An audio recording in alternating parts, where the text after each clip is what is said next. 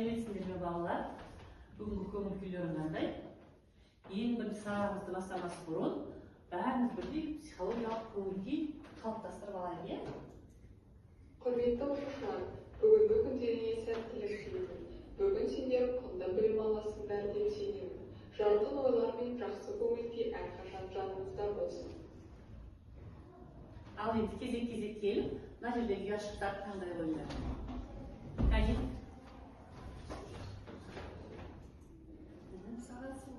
Жақсы.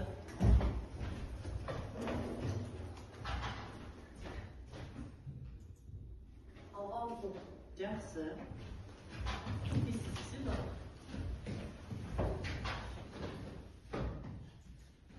Күліп жүр. Күліп жүр.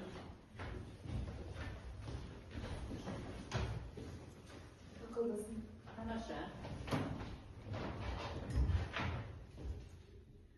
Мықтысың.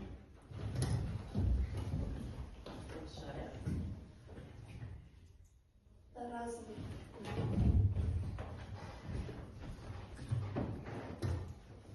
Сен батылсың. Тамаша.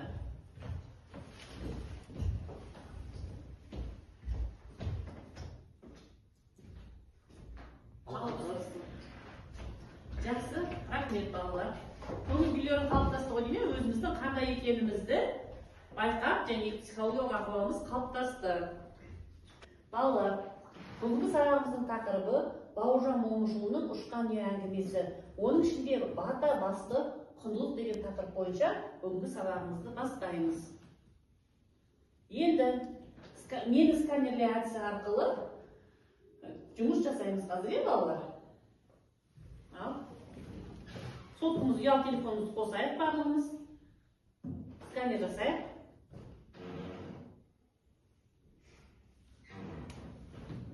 Бұнда берілген тапсырма сендерге отбасы туралы мақал мәтелдер жазу арқылы біз үй тапсырмасын тексереміз.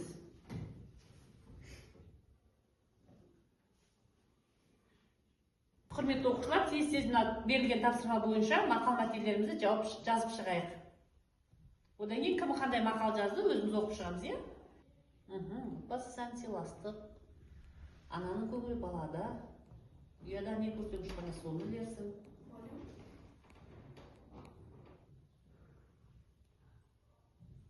Ал, бала жазып болдық қой деме, кәне жазған мақалдарымызды оқып шығайық. Кім оқиды? Ал, кем оқи ғой. Балалы үй басар, баласыз үй қумазар. Тамаша, келесі. Отбасы сәні сыйластық, достық сәні қимастық. Тамаша, аяулы оқи ғой. Ананың көңілі балада, баланың көңілі далада. Жақсы. Ал балалар, және сендерге үй тапсырмасы тақырыбы белгілі болған, е? Енді олай болса, сендермен бүгін жүй көмекшіміз арқылы осы тақырыпты ашатын видеоны көріп тамашалап алайық. Бабам Димаш 92 жасында дүние салған. Ол шымыр шалдың 4-ші перзенті, менің әкем Момыш екен. Жылама бөпем, жылама, үй бойына сенем деп жылдам құрғалыпты. Қарлығашқа неге тиесің? Бұл киелі құс адамның дос екенін білмеуші ме ең? Құстың ұлымын. Момыш Имаштың баласы. Сенің көрпеңді төсеніп, менің көрпемді жамыламыз ба? Бір сайын орыс балаларымен достасып, оқуым да жақсара берді. Қош бол анашым, ақ сүтіңді кесе көр. Әлемде шырағым, баяны жоқ ұл болма, құрық деп берсем құл болма, шылық деп берсем шіл болма. Осы көрген жүй көмекшіміздің видеосы немен аяқталды? Қалай аяқталды? Бата беру арқылы аяқталған екен. Енді бүгінгі біздің сабағымыздың оқу мақсаты шығармадағы материалдық және рухани құндылықтарды заманауи тұрғыда салыстырып, жаңашылдығына баға беру. Сабақтың мақсаты шығарманың идеясын түсінеміз, материалдық және рухани құндылықтарды ажыратамыз, адам бойындағы қасиеттерді заманауи тұрғыда салыстырамыз, шығарманың жаңашылдығына баға береміз. Енді олай болса, бата үштігі әдісі арқылы топқа бөлініп орналасып алайық. Ал енді балалар, олай болса біз жәнегі бата үштігі әдісі бойынша топқа бөлініп алайық, иә? Келіп мына жерде берілген сандарды таңдай қойыңдар. Одан кейін берілген тобымызға барып жайғасып отыра береміз. Бұл сандардың артында біреуінде тілек, біреуінде бата жазылып тұруы мүмкін. Тектілік жолын сақта. Бұл бізде тілек. Тілек тобына барып отырады. Келесі тез. Имандылықты ұмытпа. Бұл бізде аманат. Аманат. Тез алып келесі. Аманаттағы тобына жайғаса ғой. Бақытты бол. Бұл бізде тілек. Тілекке отыра ғой.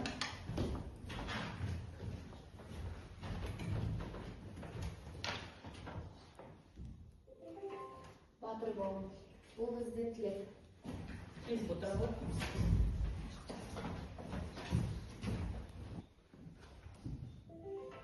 Батыр бол. Бұл тілек. Тілек.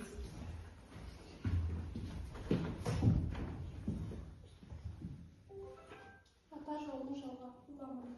Жақсы, аманат.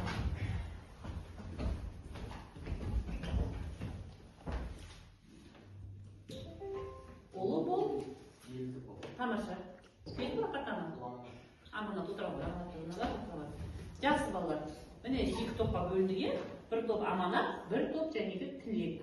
Бөліндіге бірінші топ тілек тобы болыңдар, екінші топ аманат тобы болып жайғасыңдар. Енді осы бойынша сендерге тапсырмалар беріледі, сол тапсырмаларды топтық жұмыс ретінде орындаймыз. Ал балалар, ертең сендерге тапсырма жекелеме жұмыстар арқылы сұрақ беріледі, бірнеше сұрақтар беріледі, соны таңдаймыз да сол сұрақтарға жауап береміз. Тез жауап беру сұрақтарға жауап беру. Ал ерсін шағын. Имаш атаның бата беру себебіне той соңында немереге тілек білдіру үшін. Той соңында немереге тілек білдіру үшін дейді. Дұрыс болса жаңағы жасыл жанады, ал қате болса жауаптары қызыл жанады. Келесі сұраққа кім жауап береді? Тез. Мамин шаш. Ал, Күшхан. Қырағы болсын құлыным деген жол нені білдіреді? Сақ, сергек, алғыр болсын деген. Тамаша, дұрыс екен. Жауабымыз дұрыс қабылданды. Келесі тапсырмаға балалар дайын отырамыз. Батаның қай жолында ел болашағына тілек айтылған? Сезім. Батаның қай жолында ел болашағына тілек айтылған? Елінің тілегі зор еді, шырағы болсын құлыным. Тамаша, көрейік тексер. Өте дұрыс екен, жақсы. Келесі сұраққа дайын отырамыз балалар. Батаның құрылымы қандай? Қара сөзбен баяндалған, диалог түрінде, ұйқасты өлең түрінде, проза мен поэзия аралас. Аяу. Батаның құрылымы қандай? Ұйқасты өлең түрінде. Жақсы, тамаша. Топ басшылары өздерін бағалап отырасыңдар, топ мүшелері кімнің қандай сұраққа жауап берген бағалап отырамыз. Сыңары болсын құлыным деген жол нені меңзейді? Жалғыз қалмасын, ержүрек батыр болсын, жұбанышы болсын, еліне ұқсасын, мұрагері болсын. Кім жауап береді? Мен жауап беремін. Ал Керім жауап береді. Сыңары болсын құлыным деген жол нені меңзейді? Еліне ұқсасын, мұрагер болсын. Жақсы. Келесі сұрақты мұқият оқып отырамыз балалар, сұрақты ойланып отырамыз. Бұл бата қай дәстүрмен байланысты айтылған? Сүндет той, құдалық, той соңындағы бата беру, жаназа. Кім айтады? Санжар жауабы. Бұл бата қай дәстүрмен байланысты айтылған? Той соңында бата беру. Тамаша. Жақсы балалар. Жаңағы балалар жеке жұмыстар бойынша сендерге талқылау сұрағы, Имаш атаның батасындағы қандай жол сені ерекше толқытты?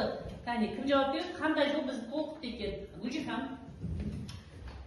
Сонда Имаш бабам былай деген екен: Алатаудың қыраны мол еді, қырағы болсын құлыным. Қойнауы суға мол еді, бұлағы болсын құлыным. Елінің тілегі зор еді, шырағы болсын құлыным. Ата тілегі он еді, құмары болсын құлыным. Бұл жер батырлар төрі еді, сынары болсын құлыным. Жақсы. Рахмет. Тамаша орындадық, және жекелеме жұмысты балалар барлығымыз жақсы жауап беріп, тамаша орындадық. Жалпы балалар, біз сендермен жаңа бата туралы түсінік алдық, батаның не екенін түсініңдер. Енді сендерге жиі көмекшісі арқылы батаның қандай құндылық екенін түсініп алайық. Материалдық құндылық көзбен көруге, қолмен ұстауға болатын заттар, мысалы, ақша, киім, дастархан. Рухани құндылық адамның ішкі байлығы, ойы мен жүрекке әсер ететін қасиеттер, мысалы, сенім, ар, намыс, аманат. Тарихи және көркемдік шындық нақты жайттар мен белгілі адамдар төңірегінде жазылатын шығармалар. Әдебиеттегі көркемдік өмір шындығын көркемдік шындыққа айналдыру. Ал балалар, енді бізде жаңегі тапсырма бойынша жұптық жұмыс жинақтағы және қанат сөздер әдісі арқылы үзіндіні оқып материалдық және рухани құндылықты ажырату керек. Сол бойынша жұмыс жасайық. Сендерге міне материалдық және рухани құндылықтарды салыстыруға жеке жұптық жұмыс беріледі. Мына жерде керім, ақниет, аяр үшеуін бір жұп боласыңдар. Ерсінің қасына аяр үшеуі бір жұп боласыңдар. Қалған жерде үш оқушымыз Санжар, Сезім, Мұшиқа үшеуміз бір жұп боламыз. Үзінді бойынша және жұптық жұмыстарды сезетіп орындап қояйық. Бұл жерде қай жұптың жылдамдығы, жауаптарының ұтымдылығы бағаланады.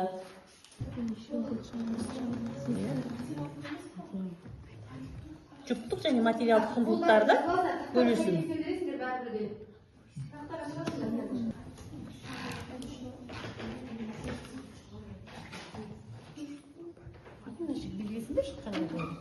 Белгі ғой, белгілі бандар. Қайсы құндылыққа жататындар, не?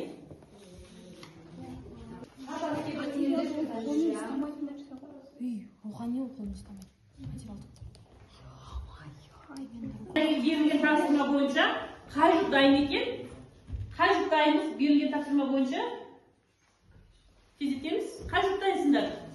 Ал шыға қойыңдар.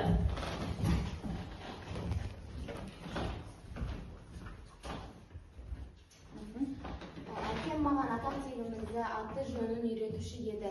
Бұл рухани құндылық.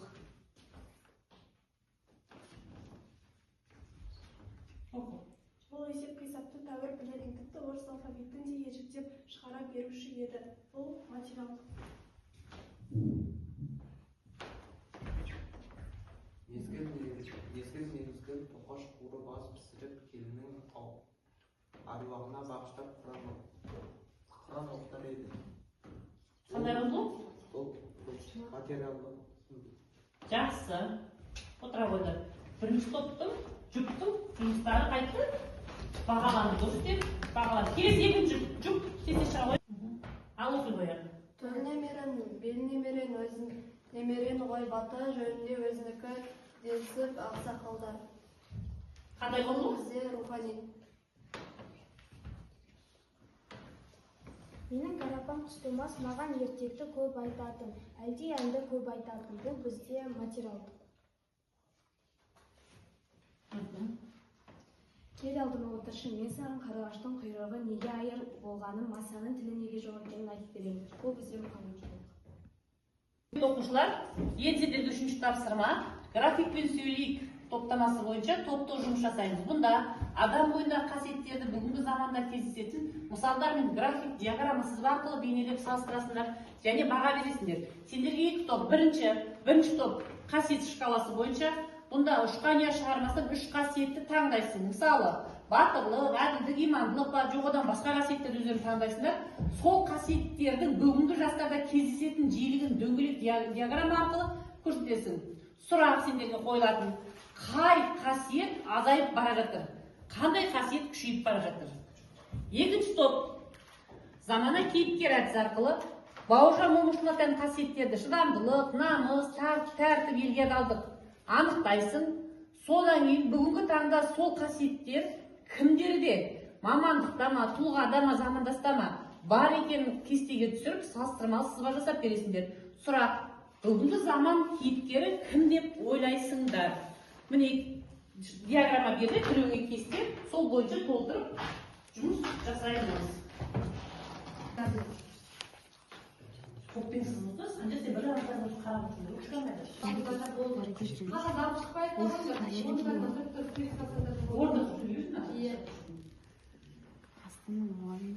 Ал балалар, қай топ дайынсыңдар? Қай топ дайын? Тілек тобы дайын екен, тілек тобының жауабын тыңдайық. қасиет шкаласы дөңгелек диаграммасы. Бұл жерде бізге берілген сұрақ қай қасиет азайып бара жатыр, қайсысы күшейіп келеді. Қазіргі жастар арасында қасиеті біршама азайып та келеді. Себебі кейбір жастар ұлттық тәрбиеленген салт-дәстүрге жеткілікті мән бере бермейді. Ал батырлық қасиеті, яғни өз пікірін ашық айту, әділетсіздікке қарсы тұру, ел болашағын алаңдау күшейіп келеді. Әділдік қасиеті орта деңгейде сақталғанымен, оны дамыту әлі де қажет деп ойлаймыз. Жақсы, келісесіздер ме балалар? Бірінші топтың жауабына. Жақсы. Балалар, енді бекіту кезеңі 2 қадам әдісі бойынша осы сендерге берілген 2 пікірдің бірін таңдайсыңдар. Оның ішінде өз таңдауларын нақты мысалмен дәлелдейсіңдер, қазіргі өмірмен байланыстырасыңдар. Бірінші сұрақ. Бүгінгі қоғамда рухани құндылықтар ұмытылып барады. Ұшқан ұядағы дәстүрлер тек кітап бетінде қалған естелікке айналды. Екінші, батырлық бүгінгі күні білім мен тәрбие арқылы көрінуі керек. Бауыржанның батырлығы қазіргі ұстаздар мен дәрігерлер бойынан табылуы тиіс. Себебі, ал дәлелдейміз ары қарай 2 топ дайындалып, 1 минут ішінде дайындалып алайық. Ал балалар, енді осы жаңа берілген тапсырмаға дайын болсақ, шыға қояйық. Бірінші топтан кім шығады? Сезім шыға қой. Екінші топ дайындалып отырамыз. Бүгінгі қоғамда рухани құндылықтар ұмытылып барады. Ұшқан ұядағы дәстүрлер тек кітап бетінде қалған естелікке айналды. Мен бұл пікірмен біз келіспейміз. Себебі ұшқан ұядағы дәстүрлер тек кітап бетінде ғана емес, бұл біздің отбасымызда да күнделікті айтылып, біздің санамызға құйылып отырады. Тамаша, жақсы. Екінші топтан кім дайын ене? Батырлық бүгінгі күні білім мен тәрбие арқылы көрінуі керек. Бауыржанның батырлығы қазіргі ұстаздар мен дәрігерлер бойынан табылуы тиіс. Дәрігерлер мен ұстаздардың бойынан ғана емес, қазір бүкіл адамзаттың бойынан табылуы тиіс. Себебі батырлық дегеніміз қазіргі заманда өзіміздің күшіміз. Жақсы. Тамаша, балалар, топ басшылары бағалап отырамыз. Ал балалар, енді біз бүгін сабақ бойынша кері байланыс алайық. Мұнда шығармашылық лабораториясы бойынша жаңағы тапсырмалар жеке-жеке беріледі. Оның ішінде менің сүйсінгенім, маған қызықты болғаны, менің қызыққаным деген бойынша өздерің жазып шығарсыңдар.